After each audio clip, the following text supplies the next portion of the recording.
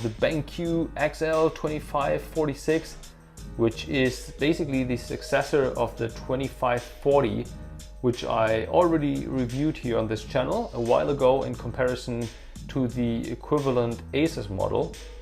And the reason why I chose this monitor again, by the time I did the review, I actually favored the Asus monitor, but I wanted to have the lowest latency available in the market, and I think the 240 Hz monitor without any kind of vertical sync technology, even though G-Sync doesn't really add much of a latency, but it just adds a little bit, a tiny bit. So I really wanted to have the lowest latency possible. So I went back and bought the BenQ, but this time the 46 actually, there's a little bit of a difference. So it features this technology, the DVI-AC, the dynamic accuracy technology, which is supposed to provide extreme smoothness in action games, in fast movements, etc. So what else is there to say? Everything else is pretty much unchanged. The size of 24.5 inch or 62.2 centimeters. And then let's take a look into the box. Let's start from the left. We have the manual and the driver CD. Then we have the side panels you can attach. There are actually two. I just took out one. It's basically, I have never been using those side panels, but if you are really taking this monitor to some tournaments, then it might be good just to shield off your monitor, give you the least amount of reflections possible. And then we have the usual cables. I already am using the DisplayPort cable that comes with it and the power cable, but there's also a USB hub cable in there, and then there's an HDMI cable. And last but not least, we have the joystick here, which can be attached to a specific port at the monitor. I'm not using that neither because I don't really switch between my monitor settings back and forth, and but this can be an easy way to actually navigate through the menus and also easily access some of the presets.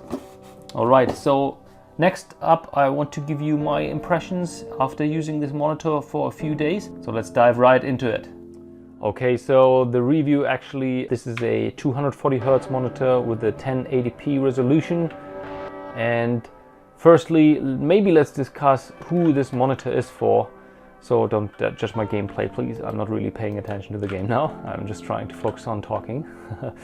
And well, actually this monitor, if you are playing any other games besides FPS shooters, actually I would say stay away from this monitor, because there are actually monitors you can get for less money that offer a better picture quality, a higher resolution. So if you are looking at a gaming monitor, there are three things you want to consider when playing your games. You have the picture quality, the settings of the game. So if you're a guy who plays FPS shooters and you don't really care about the picture quality, and you are okay with low settings because you really don't pay, you're only playing CSGO and you don't really pay attention to the graphics at all anymore, then yeah, this is the right monitor. But if you are a person who really wants the best picture quality, but you're not really playing FPS games, this monitor is not for you, all right? Then you have the refresh rate, which is very important for FPS shooters because it reduces the latency of your mouse input and just gives you that perfect feeling when, you know, looking around and aiming, because everything is so smooth and responsive, and just if you look around you can feel the input or the movements of your mouse are instantly translated into, you know, movements in the game. And this is what the high refresh rate brings you. Then we have the third thing, actually the resolution of a monitor. So if you want a gaming monitor, but you're also maybe a content creator or looking at photos, and you know, you want to watch movies on primarily maybe on your PC, or this is your only device of consuming actually content, then you also might want to have a screen with a higher resolution or a bigger screen in general. But like I said, this is a 1080p screen because it is all about the refresh rate of this monitor. And this is really where the monitor shines. So you have the super high refresh rate, and the difference between the The Asus model that I reviewed earlier on this channel is actually that it doesn't feature G-Sync, but to be honest, when it comes to this high of a refresh rate, you don't really need G-Sync anymore, because you will not see any tearing at this high refresh rate anyway. And if you are really into 230 Hertz, you want to have the lowest latency possible, and then you really don't need the G-Sync, because like I said, no tearing anyway, and it adds a certain amount of lag to, which is you will not be able to feel anyway, but just the psychological impact. If you buy such a monitor, you want to have the lowest possible input latency, and this is what the BenQ really offers you. So it is really a hardcore esports monitor. And the picture quality, I have been saying, you know, if you want great picture quality, this is not the monitor for you. This was a little bit on the extreme side, because actually for a TN panel, which focuses on the high refresh rate, actually the picture quality is quite decent. And then also what I wanted to mention is the refresh rate.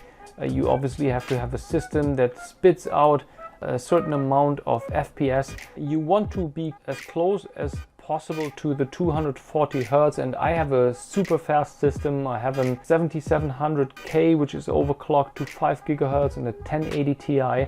So you're already seeing where if you only have a system like a 1060, you really don't need to consider this monitor unless you're only playing games that are not as demanding on your system. Something like CSGO, you will get obviously a super high refresh rate, even if you don't have super high specs. But anyway, the DICE titles are capped at 200 FPS anyway, due to the engine limitations. But if you're playing games like CSGO or Overwatch, you're getting a crazy high refresh rate out of your screen. So this is just a super nice experience. If you have never played on a 144 Hertz monitor, it's really difficult to explain the difference. But the first time you will switch from 60 to 144 Hertz, I'm telling this to everyone, this is where you make a step. If you are an FPS player, you will not go back to a 60 Hertz refresh rate monitor, I promise you that. So I've been talking a lot about this monitor. I mean, I could be talking about details about the backlighting, how perfectly it covers the screen. I haven't been even checking this out, because if you buy such a monitor, this is not really the focus. You wouldn't be buying such a monitor if you want to use it for productivity, you know, video editing. This is not where the monitor shines. And for FPS shooters, this is the monitor you want. Like I mentioned, it comes with the dynamic accuracy out of the box, which is pretty much the only difference to the 2540 model that I think was released around 6 months earlier than this model.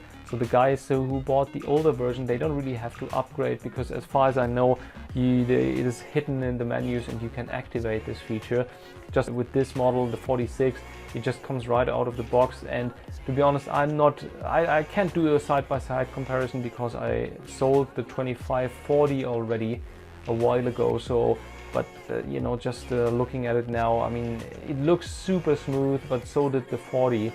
I don't really think you will realize any difference, to be honest. But just for the placebo effect, if you don't have a 240 Hertz monitor now, you're in the market for it, so go for the 46. It's a beautiful monitor, but you have to know what you're getting it for. Otherwise, if you want to have it as an all-round monitor for sometimes gaming, productivity, stay away from it. If you are a hardcore FPS gamer and only playing shooters, the really competitive shooters, this is the best option maybe for you. Alright guys, I hope you liked my review. Hopefully I see you in the next video, and maybe you subscribe to my channel.